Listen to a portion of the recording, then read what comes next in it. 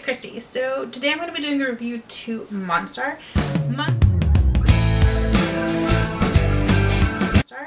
Monstar is the very first drama that was produced by the music company Mnet. Now, because it was produced by the music company Mnet, it is very much with a lot of music. I'm gonna get right into the story. The story is about this guy. His name is Sultan.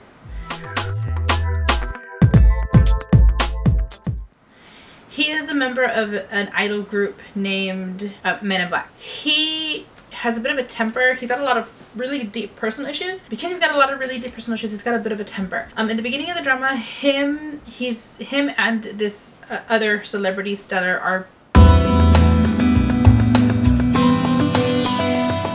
they're filming a drama. The scene that they're filming calls for a kiss and he won't kiss her. She gets really upset and she walks off. This girl named Min Se-yi,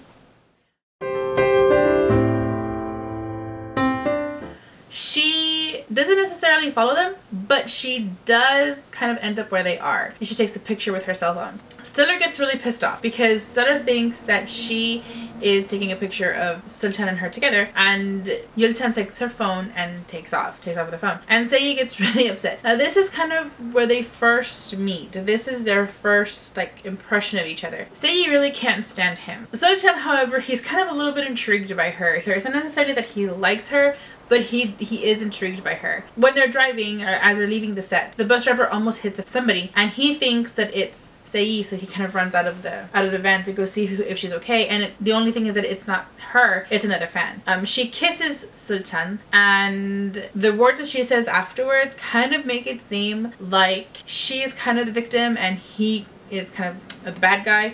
It makes it seem like he forcefully kissed her, and that's not the case.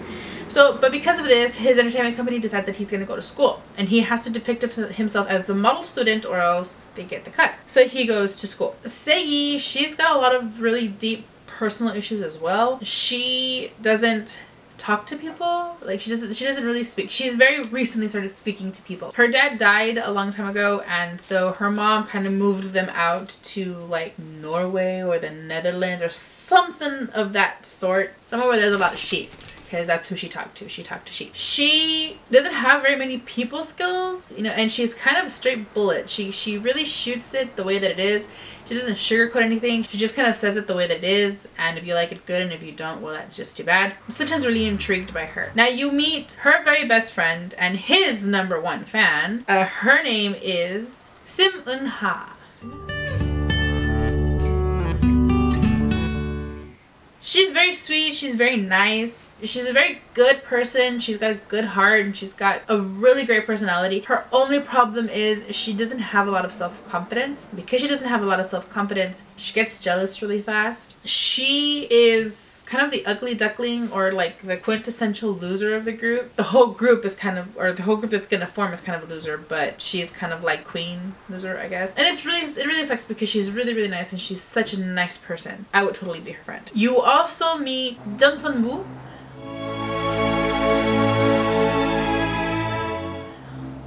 Jung Sun-woo is the class president. He is also very much enamored with Se-yi. Him and Sultan have history together. They really don't like each other. You kind of find out why later on. He's like the perfect student. He's like the perfect person, you know. Obviously he's not perfect, you know, he does make mistakes and such, but he's like, you know, a straight A student, class president. He keeps everybody in line. He's like the leader. He plays, I think he plays a cello. No, he plays a piano. Well, I'm sure he plays cello too. But he plays a whole bunch of instruments. He's part of the school's orchestra, and there are 3 other students who are in the orchestra, who are like the leaders of the orchestra. There's 3 other students who are like the model students in the orchestra. They are Ma Jin-hee,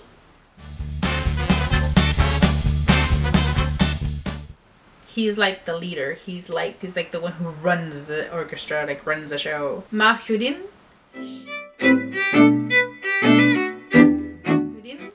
She is his sister, and she's kind of a bitch. Not kind of, she really is a bitch. Can't stand her. And Shin Jae-rok. He's a bully. They're all bullies, but Jun-hee kind of hides it. Yeah, he hides it really, really well. Hyo-RIN, she doesn't hide anything at all. she's kind of a spoiled princess, and she doesn't hide that at all. But Shinrak is like the jerk of the jerks. He doesn't hide the fact that he's a bully. He doesn't hide the fact that he doesn't like you. He has an accomplice, for lack of a better word, is Cha Donam.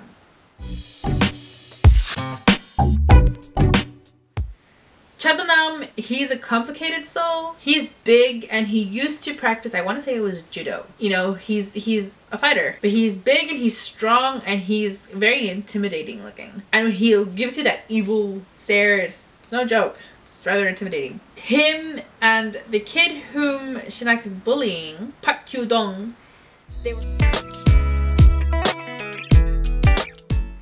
they were friends.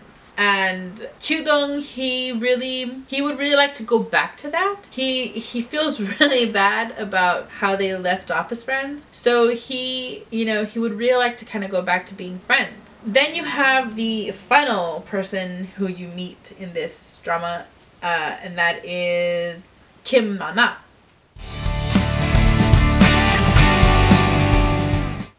She is the strong silent type. She doesn't say anything. She doesn't look at anybody. She doesn't smile. She doesn't acknowledge anybody. She just kind of sits there on her own quietly and sleeps in class. Really it. You know, she doesn't really do anything else. But she is harboring feelings for Sung-woo. She's had a secret crush on him for like ages, but she's not really that adept at kind of talking about her feelings.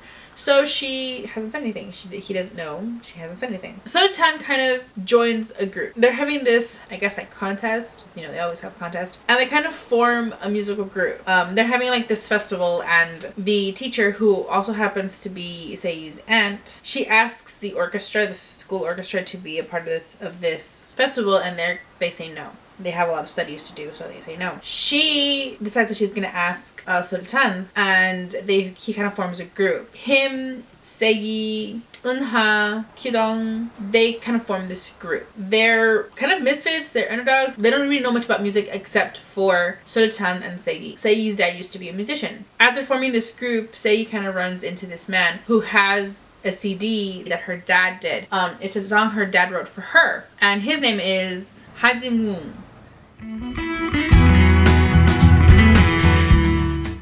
He's kind of a loner. He's kind of a hermit. He stays in his house. He doesn't really leave unless he has to go get stuff like groceries and alcohol because he's drinking a lot. Sei kind of, barges into his life. And the reason she barges into his life is because he knew her dad. She wants to, know everything that she can about her dad because her dad died when she was very little. They use his space because she convinces him they can use his space to kind of practice for this festival. He says yes, and that's where they practice. It kind of becomes their haven. It kind of becomes a place where they hang out even when they're not practicing. He finds out that they've formed a group. Sunwoo, he kind of decides he's gonna join too, and so he becomes a part of their little group. Now when she finds out that he's in the group, Kim Nana comes out and she's like, I'll be part of the group too. Kyu-dong, he convinces Donam to be a part of the group too. And once he kind of gets Donam away from Shinrak, he changes. It takes him a little while to change, and really what makes him change is a situation that happens with Kyu-dong. They come up with a song, they practice it, and as they're kind of hanging out with each other and getting to know each other, Sultan starts falling in love with Sei. He admires her and he starts really liking her, and slowly but surely that really turns into like a real affection, and he really starts to fall in love with her. But he doesn't really know how to express it, so every time he does something, like he thinks he's doing something that's she's gonna like, all he does is piss her off, and so she doesn't understand, she doesn't know that he likes her. So they kind of have this kind of clash. It's like almost like magnets that are this, I guess it's the same polar. Put them together, they kind of, move away. They never really kind of click until he catches her off guard and he kisses her. It is one of the best kisses because she is so not expecting it. I freaking love it. At the same time, EUN-HA is kind of getting really jealous. She doesn't like the fact that he likes Sei. It's really the only time in this drama that you're like, what are you doing? When, she comes to her senses. They all practice and then they have a competition. But I think the school orchestra wins one competition, but because some technicality, they decide that they're going to do a second competition, and this one's going to be televised and in front of like a whole bunch of people, and they're going to have special musical guests. This really goes from being a story about these individuals to being a story about them as friends. They kind of help each other grow. They kind of help each other through all of their issues. And it's a wonderful, wonderful, wonderful, wonderful story. It is so freaking emotional. It is so... Soo-chan's story is so emotional. I think I cried the most with his story. It breaks my heart the way that Hyo-dong is being treated. I just want to punch Shinak in the face. Out of all of the characters, he's the one I hate the most. I cannot stand him. I'm gonna talk a little bit about the actors. So Soo-chan is portrayed by Jung-hyun. He is a member of Beast.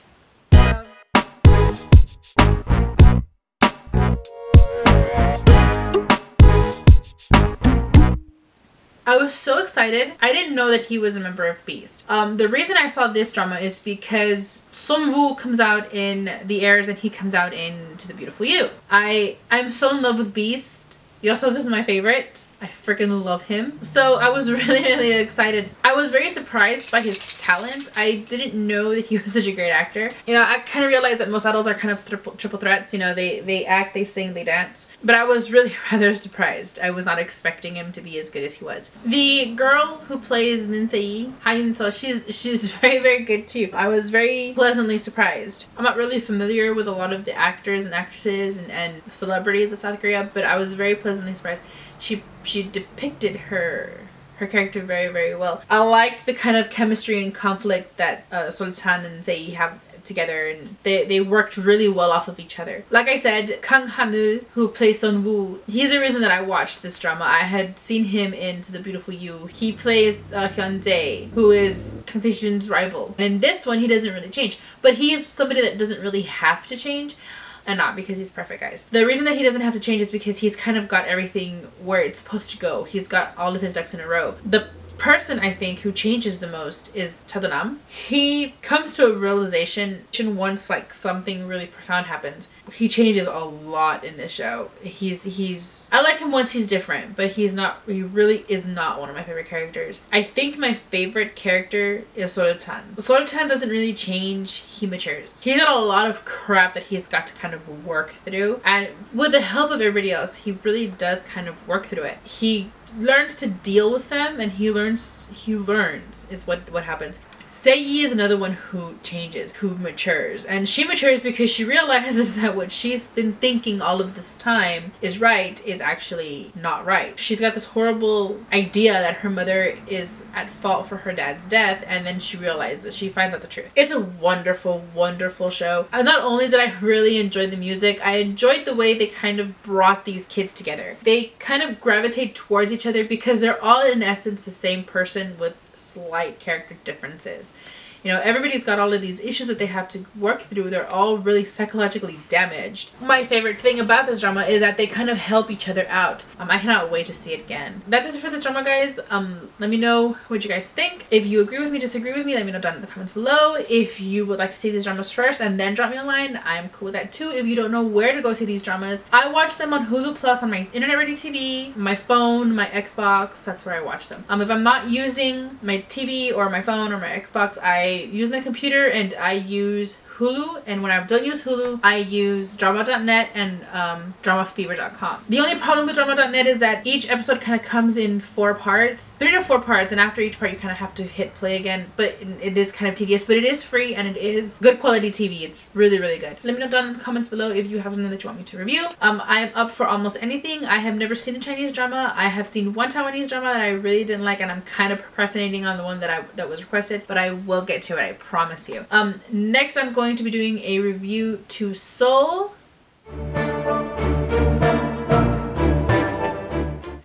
After that, I will be doing a review to Blade Man.